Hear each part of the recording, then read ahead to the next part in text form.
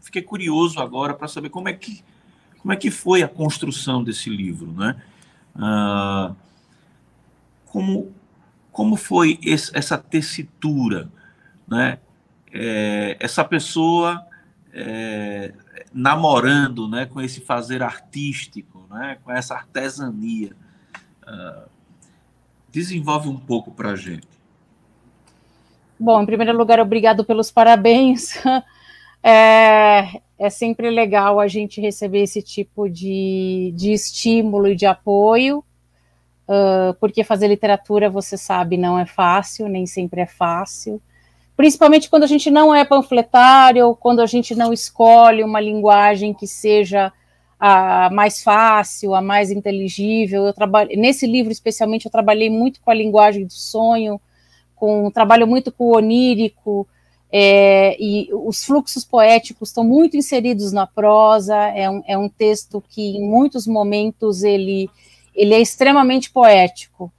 Então, tudo isso é desafiante, tudo isso me traz muito prazer durante a criação, durante o processo de criação, mas, ao mesmo tempo, a gente sabe que também, às vezes, não é tão fácil entrar no mercado com esse tipo de escrita mesmo, né? Com esse tipo de prosa, porque, às vezes, muitas vezes você não segue, digamos que uma estrutura mais convencional e tal, né, normativa, digamos assim.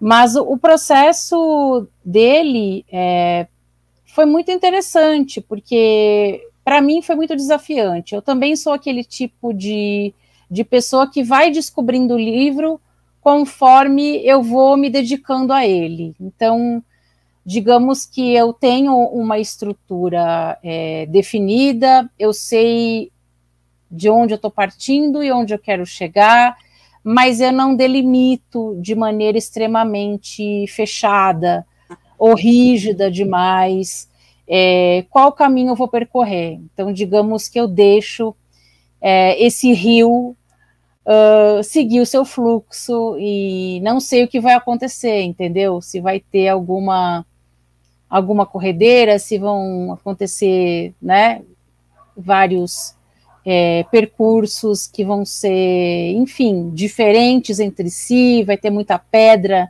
num determinado trecho, outro vai ser mais caudaloso, outro vai ser... Enfim, eu não sei como vai ser. E isso eu vou descobrindo conforme eu vou escrevendo.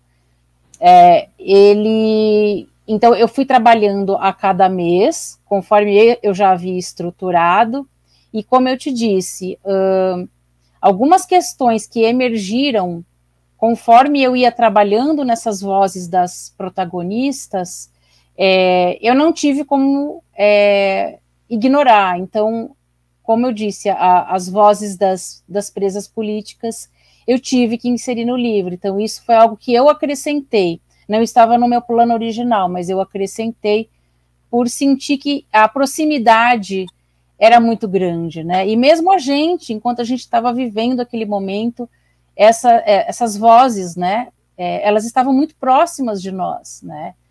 Quase como se a gente estivesse a ponto de passar por algo muito semelhante, assim. Então, esses temores todos, esses fantasmas todos que vieram à tona, eu precisei colocar nesse livro, a partir do momento que ele é um livro que fala também sobre a perda da liberdade, sobre o cárcere, não somente físico, mas o cárcere da ideia. Então, digamos que trabalhar com o conteúdo dele foi um processo muito intenso e muito surpreendente,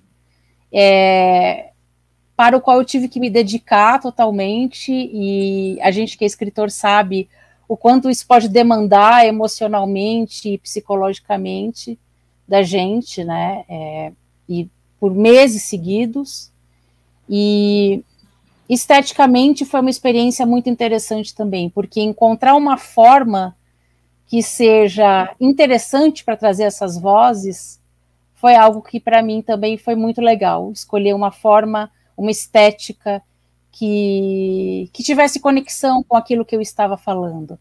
Então, tem o formato carta, tem o formato, em alguns trechos, de como se fossem diários, eu tenho o formato até de um comercial de televisão, logo no começo, quando tem um comercial de cinta, daquela cinta modeladora, que a Ana está na casa dela, e aí tem a cinta modeladora, e aí é como se fosse o texto, né, um roteiro de comercial. Então, eu também me dei a liberdade de experimentar nesse sentido, assim, textualmente, ir por diferentes caminhos, assim, trabalhar formatos diferentes. Para mim foi muito estimulante também.